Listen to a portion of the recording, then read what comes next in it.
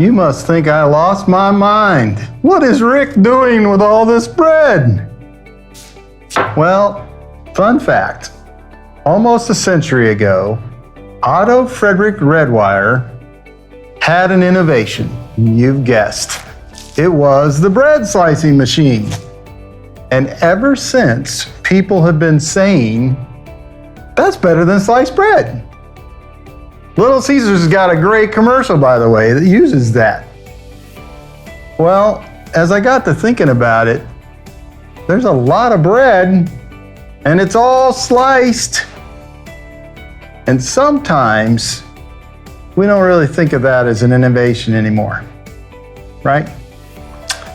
So today, I was thinking in terms of something else. You probably guessed it. One of our products, our Vise. And I thought, man, there's a lot of 5-axis vises out there. They all do the same thing, just like this. So, I'm getting rid of those. Let's check this out. Oh yeah, this is like homemade bread. You can see I already cut a piece off of it. It was so good. And I bet if you could, you'd reach through the screen and get some yourself. Well, what's different about this? Well, for one, it's not sliced.